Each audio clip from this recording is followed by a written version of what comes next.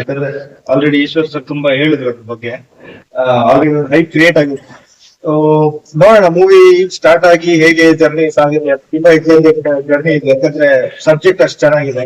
ತರ complete different subject ಇದು. Normal ನಮ್ಮ ಕನ್ನಡ ಇಂಡಸ್ಟ್ರಿ ಆಗ್ಲಿ, ತಮಿಳ್ ತೆಲುಗು ಇಂಡಸ್ಟ್ರಿ ಬರೋ ಮೂವಿಗಿಂತ ಸ್ವಲ್ಪ ಡಿಫ್ರೆಂಟ್ ಆಗಿದೆ. ಅದಕ್ಕೆ ನನಗೆ ಪರ್ಸನಲಿ ತುಂಬಾ ಇಷ್ಟ ಆಗಿ ಮಾಡ್ತಿರೋ ಪ್ರಾಜೆಕ್ಟ್ ಇದು. ಹಾಗೆ ಸಂಪತ್ ಸರ್ ಇರೋದ್ರಿಂದ ಎಕ್ಸೈಟ್ಮೆಂಟ್ ಜಾಸ್ತಿ ಆಗಿದೆ, ಯಾಕಂದ್ರೆ ಅವರಂತ ಲೆಜೆಂಡರಿ ಆಕ್ಟರ್ಸ್ ಜೊತೆ ವರ್ಕ್ ಮಾಡೋದ್ರಿಂದ ಅದೊಂಥರ ಆಪರ್ಚುನಿಟಿ ಇದೆ ಅಂತಾನೆ.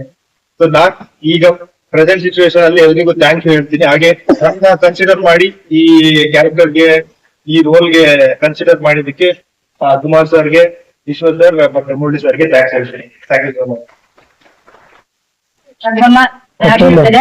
ಪ್ರೊಡಕ್ಷನ್